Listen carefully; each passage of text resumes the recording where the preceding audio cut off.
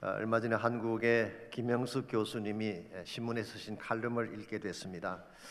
연세가 103세이신데도 불구하고 아직 글을 쓰신다는 사실이 참 경이롭게 느껴졌습니다만은 두 종류의 계단이라고 하는 제목의 글이었습니다. 이런 내용입니다. 아침 출근길 지하철 전동차에서 내려서 밖으로 나가려고 하는데 앞에 두 종류의 계단이 있었습니다. 한쪽 계단에는 긴 줄이 서 있었고 다른 쪽 계단에는 사람이 별로 없었습니다. 긴 줄은 에스컬레이터가 있는 계단이고 짧은 줄은 콘크리트 계단이었습니다. 교수님은 긴 줄이 있는 곳에 섰습니다. 그리고 제법 긴 시간을 기다렸는데 계단 앞에 도착하는 순간 선택이 잘못됐다는 걸 깨닫게 됩니다. 에스컬레이터가 고장이 나서 움직이지 않고 있었던 것입니다. 줄을 서서 기다린 시간을 생각하니까 슬며시 화가 났습니다. 근데 그 순간 자신의 마음속에 이런 질문이 떠올랐다고 합니다. 우리들은 고장난 에스컬레이터를 보면 불만을 터뜨린다. 그렇다면 정상적으로 작동되는 에스컬레이터에 대해서는 기뻐하고 고마워해야 되는 것 아닌가? 근데 왜 가지 않는 에스컬레이터에 대해서는 불평을 하면서도 정상적으로 움직이는 에스컬레이터에 대해서는 한 번도 감사를 하지 않는 것일까라는 마음. 왜 그런 일이 일어났을까요? 이유는 이것입니다. 우리는 우리 삶에 일어나는 모든 것들을 당연하다고 생각하기 때문입니다. 그러나 아시는 것처럼 당연한 것은 없습니다. 우리가 당연하다고 여기며 누리는 일이 이루어지기 위해서는 누군가가 땀을 흘려야 하는 것입니다.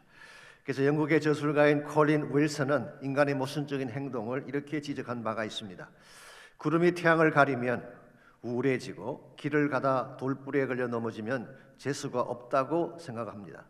그러면서 태양이 구름에 가려 있지 않을 때는 아무 관심도 갖지 않고 길거리에 넘어지지 않아도 감사해야 할 일 아니라고 생각을 합니다. 이것이 모순이 아닌가라는 지적을 했어요.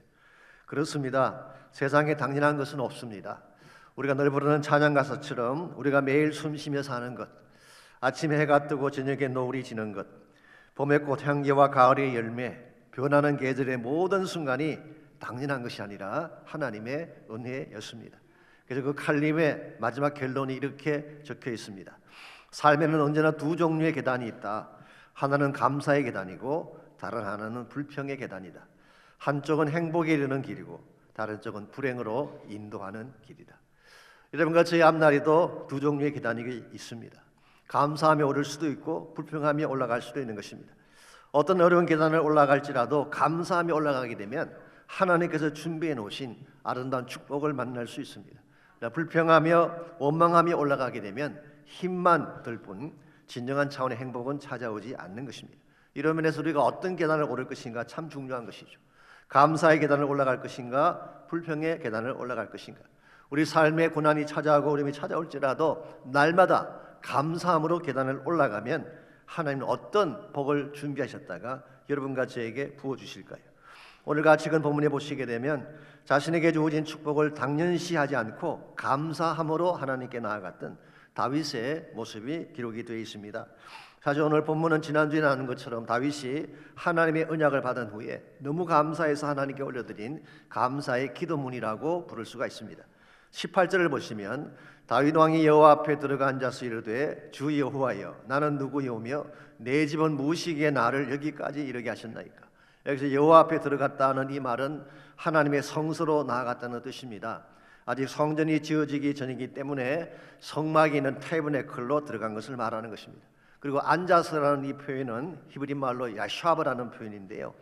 진짜 앉았다는 뜻이라기보다는 그곳에 들어가서 오랜 시간 머물렀다. He stayed there. 거기에 오래 머물렀다. 그런 의미를 담고 있습니다. 그러므로 다윗은 하나님의 성소에 들어가서 제법 긴 시간을 감사하며 기도를 올린 것입니다.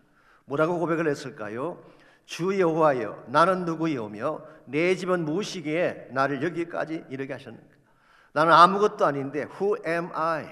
내가 한 것은 아무것도 없는데 나는 죄 지은 것밖에 없는데 하나님께서 어찌하여 나에게 이런 축복을 주시고 우리 가정이 여기까지 올 수 있도록 은혜를 주신 것입니까? 다윗은 지금까지 하나님이 베푸신 은혜를 기억하며 감사를 드리고 있습니다. 다윗은 누구보다 자기 자신을 잘 알고 있었습니다. 이 큰 은혜를 받을 자격이 되지 않는다는 사실을 알고 있었어요. 지난주에 잠깐 언급을 해드렸습니다마는 만일 다윗의 언약을 체결한 이 시기가 통치 말기에 이루어진 것이라고 한다면 이 기도문을 드릴 때 다윗이 어떤 상황 가운데서 드린 것일까요? 우리아의 아내를 범하고 압살롬의 반란으로 수치와 실패를 겪은 이유일 것입니다. 누가 봐도 누추한 죄인, 벌해야 마땅할 그런 죄인인데 하나님께서 다윗을 내치지 않고 회복시켜 주셔서 여기까지 오도록 베푸신 은혜를 감격해 하고 있는 것입니다. 다윗은 자신에게 주어진 하나님의 은총이 당연한 것이 아니라 받을 자격이 되지 않음에도 불구하고 주신 것이라고 고백을 합니다. 여기서 멈추지 않고 19절을 계속 보시기 바랍니다. 주 여호와의 주께서 이것을 오히려 적게 여기시고 또 종의 집에 있을 먼 장래의 일까지 말씀하셨나이다. 주 여호와여 이것이 사람의 법이니이다. 지금까지 인도하신 것도 너무 감사한데 하나님은 마치 그것을 작은 것처럼 여기셔서 먼 장래의 일까지, 즉 영원한 왕국에 대한 언약까지 맺어주시니 몸둘 바를 모르겠다, 그런 뜻이에요. 그러면서 반문한 것이 무엇입니까? 주 여호와여 이것이 사람의 법이니이다. 우리말로만 읽으면 사실 조금 납득이 잘 안 갑니다. 이게 무슨 뜻인지 알기가 쉽지가 않죠. 그래서 많은 다양한 해석이 있긴 합니다만은 제 개인적으로는 가장 맥센스하는 해석은 이것입니다. 여기서 법이라고 번역한 단어가 토라라고 하는 히브리 말입니다. 일반적으로 토라라고 하는 것은 모세 오경을 지칭하는 것이죠. 율법을 의미하는 것입니다. 그러나 여기서는 율법이라는 의미보다는 관습, 관례, 그렇게 번역하는 것이 맞는 것 같습니다. 여기서 서술형처럼 보이지만 실제는 하나님께 드린 반문이에요. 이렇게 번역할 수가 있습니다. 주님, 이것이 일반 사람들의 관례입니까? 아니지요. 이건 관례를 넘어선 파격적인 것입니다. 그런 의미를 담고 있는 것입니다. 영어로 표현하면 It's extraordinary, It's unconventional, It's unprecedented. 지금까지 전례가 없던 일, 절대로 보편적일 수 없는 상식적이지 아니한 하나님의 파격적인 은혜를 나에게 주셨는데 이게 웬 말입니까? 라는 고백을 적은 것입니다. 여기서 다윗은 자신에게 주어진 은혜를 보편적인 차원이라고 생각하지 않습니다. 파격적으로 이해하고 있어. 자기의 기대를 훨씬 넘으신 특별한 은총이었기 때문입니다. 여러분, 보통의 반대말이 무엇인가요? 사실 사람마다 다릅니다. 예를 들어서 중국집 아들이 학교에서 시험을 쳤습니다. 아빠 오늘 시험 잘 봤니? 물었더니 한 개만 틀리고 다 맞았대요. 그 틀린 한 개가 뭐냐 물었더니 보통의 반대말이 뭐냐고 물었는데 꽃배기라고 적었대요. 그 중국집에서는 보통의 반대말이 꽃배기죠. 그러나 북창동 순두부에서는 보통의 반대말이 맵게입니다. 이 지역마다 사람마다 보통에 대한 반대 컨셉이 다른 것이죠. 이 하나님의 은혜를 말할 때 보통의 반대말은 지극한 은혜, 감당할 수 없는 은혜, 분에 넘치는 은혜, 한량 없는 은혜, 혹은 파격적인 은혜, 이렇게 부를 수 있는 것입니다. 하나님은 다윗에게 정말 감당하기 힘들 정도로 파격적이라고 할 정도로 엑스트라오디너리한 은혜를 베풀어 주신 것이죠. 이와 같은 은혜를 받은 다윗이 오늘 본문을 보시게 되면 본인도 하나님 앞에 파격적인 모습으로 감사를 드리고 있습니다. 21절에서 모든 큰 일을 행하셨다고 하나님을 찬양했죠. 22절에서는 주밖에는 신이 없다고 고백을 했습니다. 26절에서는 영원히 주의 이름을 크게 높여 이스라엘의 하나님이 되실 것을 선포했습니다. 다윗은 하나님의 한량없는 은혜 앞에 자기 가슴을 통해, 입술을 통해, 찬양을 통해 감사의 제사를 드린 것입니다. 뿐만 아니라 역대상 29장에 보게 되면 다윗은 입술로만, 가슴으로만 감사하는 것이 아니라 물질을 통해서도 감사를 표현했습니다. 다윗은 자신의 손으로 성전을 건축할 수 없다는 사실을 알고도 성전 건축에 필요한 모든 물질을 다 준비해서 하나님께 올려드렸죠. 자신의 사유재산 중에 금 3,000달란트, 은 7,000달란트를 드렸다고 성경은 기록합니다. 모든 지파 백성들로 하여금 자원하여 헌금을 드리겠습니다. 금 5,000달란트, 은 10,000달란트, 놋 18,000달란트, 철 10만 달란트를 드렸다고 성경이 기록합니다. 엄청난 양의 물질적 헌신을 드린 것입니다. 그리고 장차 성전을 지을 부지를 금 600세겔을 주고 구입을 해서 예루살렘에서 가장 소중한 위치에 성전을 짓도록 한 것입니다. 한마디로 요약하면 다윗은 자신이 드릴 수 있는 최상을 하나님께 올려드린 거예요. 최고의 가슴을 하나님께 드립니다. 최고의 찬양을 하나님께 드립니다. 본인이 가진 물질의 가장 소중한 것을 하나님께 다 올려드린 다윗의 모습, 이게 바로 파격적인 은혜에 대한 합당한 감사라고 할 수가 있어요. 근데 한 가지 특이할 일이 있습니다. 일반적으로 이 정도로 헌신을 했으면 좀 자랑을 해야 되지 않겠어요? 그런데 다윗은 이것을 드리고도 자랑이 없습니다. 역대상 29장 14절에 보시면은 모든 것이 주께로 말미암아 사오니 우리가 주의 손으로 받은 것을 주께 드렸을 뿐입니다. 마땅히 드릴 것을 드렸다는 고백을 하고 있습니다. 이와 같은 자세, 이와 같은 모습이 파격적인 하나님의 은혜에 대한 우리의 올바른 감사라는 것입니다. 자랑이 없어야 됩니다. 당연하지 않습니다. 자랑이 없어야 되고 최선을 다해야 되고 감사한 심령을 가지고 정성을 다해 하나님께 감사를 표현할 때 하나님의 은혜에 합당한 감사가 되는 것입니다. 시편 116편 12절에서 14절을 보면 하나님의 지극한 은혜 앞에서 시인은 이런 고백을 드리고 있죠. 내게 주신 모든 은혜를 내가 여호와께 무엇으로 보답할까?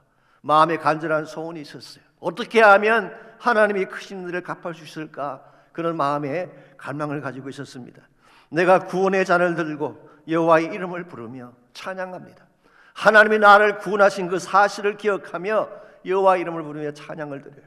그리고 세 번째로 여호와의 모든 백성 앞에서 나는 나의 서원을, 이 서원이라는 말은 헌신이라는 뜻입니다. 나는 나의 서원을 여호와께 갚으리로다. 찬양도 드렸고 보답할 소원도 가졌지만 그 플러스 실제적인 헌신을 올려드린 것입니다. 이것이 하나님의 파격적인 은혜 앞에 우리가 드려야 할 합당한 감사라고 할 수가 있습니다. 여러분과 제가 지금까지 인생을 살아오면서 하나님께 드렸던 감사는 어떤 종류인가요? 정말 나의 최선을 드린 감사였는지, 나의 하트를 담아 올려드린 감사였는지, 나의 전심을 다한 감사였는지, 우리 이제 한번 우리 자신의 감사의 삶을 돌아볼 필요가 있습니다. 여러분과 제가 지극한 하나님의 은혜 앞에 합당한 감사를 올려드리려면 과연 무엇이 필요할까요? 오늘 본문에 보시면은 다윗이 하나님께 감사를 드렸는데요. 다윗의 감사를 통해서 우리가 정말 하나님의 은혜에 감사하려면은 꼭 인식해야 될 세 가지 차원의 인식이 있습니다. 첫 번째가 하나님의 존재를 인식하는 것입니다. 하나님이 어떤 분인지를 정확하게 알아야지 바른 감사를 드릴 수 있다, 그런 뜻입니다. 모든 감사는 하나님에 대한 인식으로부터 시작이 되는 것입니다. 그래서 22절을 보시면 다윗은 하나님을 이런 분으로 인식을 하고 있습니다. 그런즉 주 여호와여, 주는 위대하시니 이는 우리 귀로 들은 대로는 주와 같은 이가 없고 주 외에는 신이 없나이다. How great you are, O sovereign Lord. 우리 NIV 성경 그렇게 번역해서 하나님이 얼마나 위대하신지, 위대하신, 존귀하신, 전능하신 하나님. There is no one like you. 당신 같은 분은 없습니다. There's no God but you. 하나님 한 분 외에는 신이 없다는 고백을 드립니다. 여기서 다윗은 하나님을 위대하신 분으로 인식하고 있죠. 천지를 창조하신 하나님, 온 우주 만물을 다스리시는 위대하신 하나님, the greatness of God, 하나님의 위대하심을 하나님 앞에 고백하고 있습니다. 뿐만 아니라 다윗은 하나님의 초월성을 인식하고 있습니다. 주와 같은 이가 없다 그랬죠. There's no one like you, Lord. 주님과는 비견할 만한 다른 존재가 없다, 그런 뜻입니다. 하나님이 워낙 탁월하시고 워낙 높으신 분이고 존귀하신 분이기 때문에 이 하나님과 대비할 만한 다른 존재가 없다는 거예요. 그러므로 하나님은 He is matchless, peerless, 누구와도 견줄 수 없는 초월하신 하나님. 그러므로 이 하나님은 무슨 일을 행하든지 초월적인 일을 행합니다. 우리의 기대를 넘으신 일을 행하시는 것입니다. 뿐만 아니라 하나님이 우리에게 주시는 축복도 항상 extraordinary한 초월적인 축복을 주시는 거예요. 예를 들어서 그분의 사랑 초월적입니다. 파격적이라고 할 수가 있어요. 죄인인 우리를 사랑하지 않았습니까? 요한복음 4장에 보게 되면 아무도 케어하지 않는 버려진 수가선 여인을 친히 찾아가서 만나주며 사랑하지 않았습니까? 이번 자신을 십자가에 못 박고 칼과 창으로 찔렸던 원수까지 사랑하지 않았습니까? 이와 같은 하나님의 사랑은 전례가 없는 거예요. 누구하고도 비교할 수 없는 하나님만이 주실 수 있는 파격적인 사랑이죠. 그분의 긍휼도 마찬가지, 그분의 자비하심도 마찬가지, 그분의 은혜도 누구와 비교할 수가 없습니다. 이번 특세 때 아모스서를 다뤘습니다마는 아모스보다 조금 후대이긴 하지만 거의 동시대에 사역했던 선지자 중에 미가라고 하는 선지자가 있습니다. 북왕국의 임박한 멸망을 앞두고 부패한 민족을 향해 심판의 메시지를 선포했던 선지자죠. 미가서 7장 18절을 보면 이런 고백이 나옵니다. 주와 같은 신이 어디 있으리까? Who is like God? 여기서 나온 단어가 미가. 이 미가라는 선지자의 이름 자체가 주와 같으신 이가 어디 있습니까? 그 뜻이에요. 여기서 나온 영어 이름이 마이클이죠. 물론 마이클은 천사의 이름이기도 하지만 Who is like God?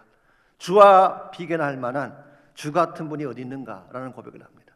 어떻게 이런 고백이 가능할까요? 지금 심판의 메시지를 전하고 있는데 얼마 지나지 아니하면 온 민족이 망하고 멸망하게 되는데 그 심판 메시지를 전가하면서 주와 같은 신이 어딨냐고 선지자는 고백을 합니다. 이유가 뭘까요? 7장 18절 하반부에 그 이유가 나와 있죠. 주께서는 죄악과 그 기업에 남은 자의 허물을 사유하시며 인애를 기뻐하심으로 진노를 오래 품지 아니하시나이다. 비록 죄에 대해서 심판은 하시지만 하나님은 그 죄를 사유하신다는 거예요. 그리고 인애로 즉 사랑으로 우리를 감사해 주신다고 고백합니다. 그렇기 때문에 19절을 계속 보시면은 우리의 죄악을 발로 밟으시고 우리의 모든 죄를 깊은 바다에 던지실 것이라고 했어요. 여러분, 죄가 없다는 뜻이 아닙니다. 분명히 죄가 있습니다. 심판바다에 마땅한 것입니다. 그래서 불구하고 하나님이 사랑으로 우리의 죄를 사해 주신다, 그런 뜻이에요. 더 정확하게 표현하자면은 예수 그리스도의 십자가 보혈로 우리의 모든 죄악을 깨끗하게 맑게 씻겨 주셔서 마치 죄가 없는 존재처럼 만드신다는 거예요.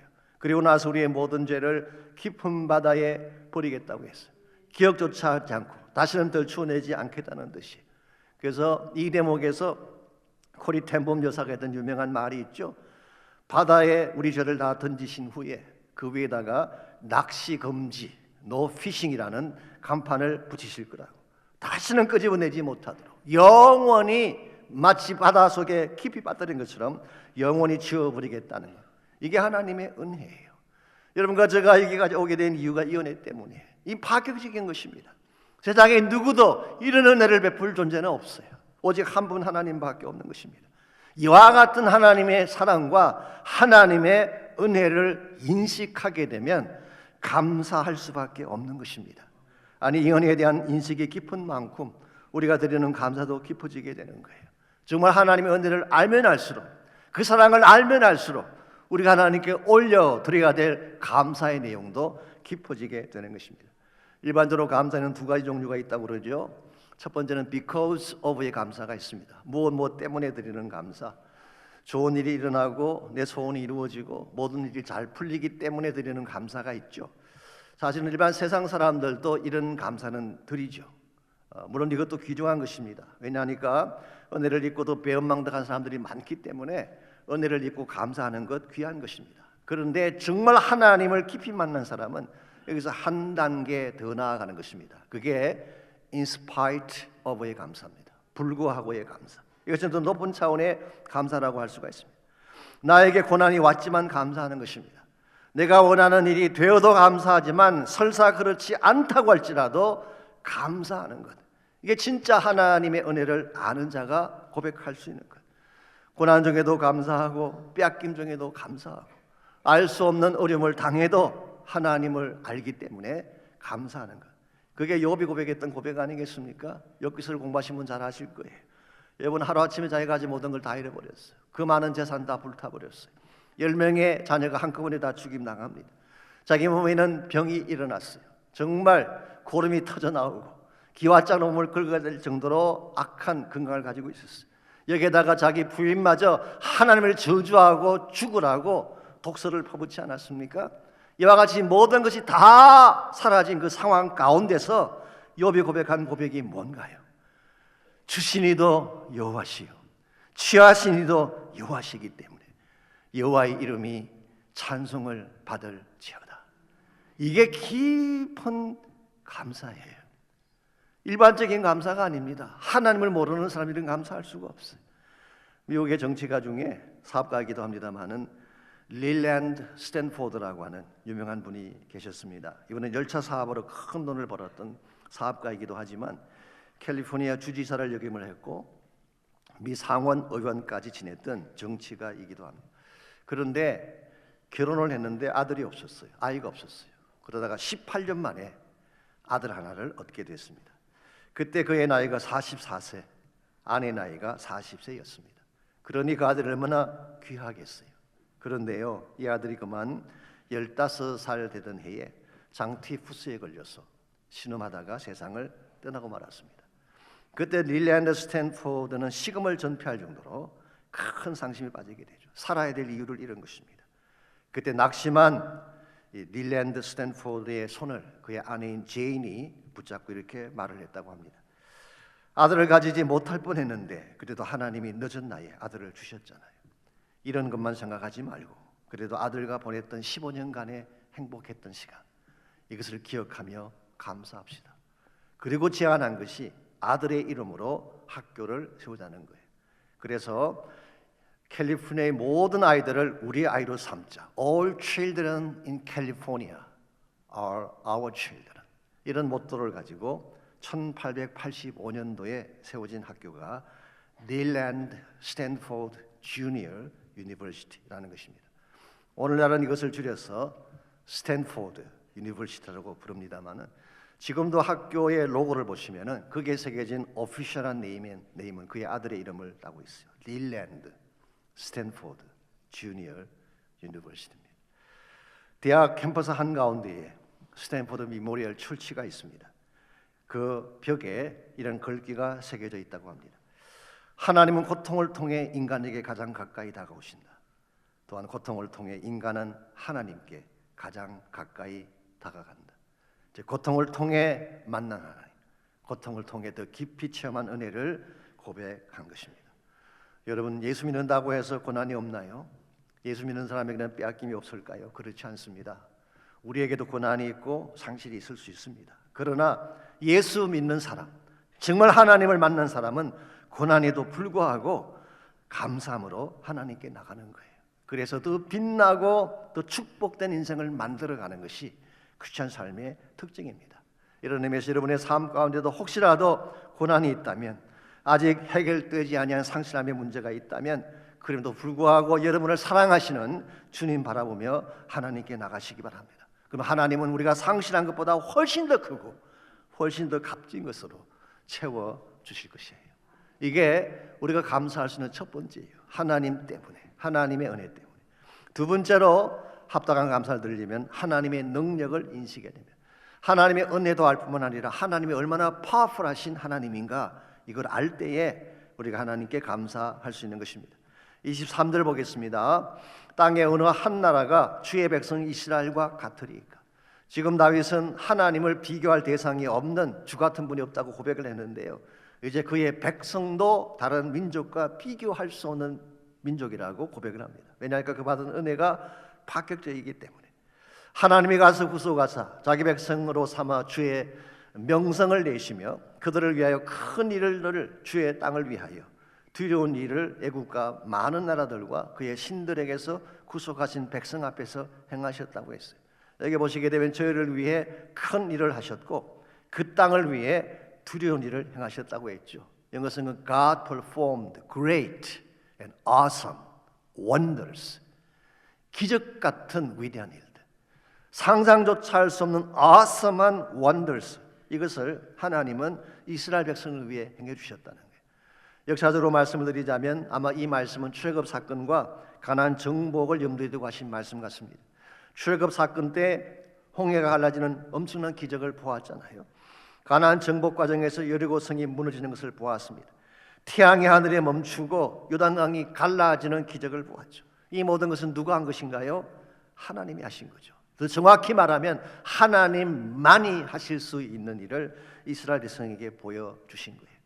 여러분과 제가 이 능력을 인식하고 이 기적의 하나님을 나의 하나님으로 삼을 때 어떤 상황에도 불구하고 감사할 수 있는 거예요.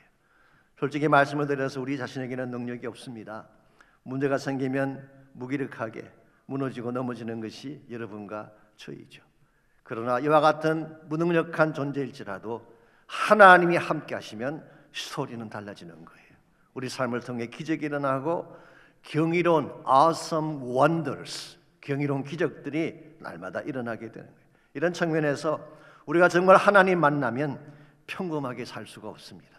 기적적인 삶을 살게 되는 거예요. 세상의 기대를 뛰어넘는 extraordinary한 삶을 살아갈 수밖에 없습니다.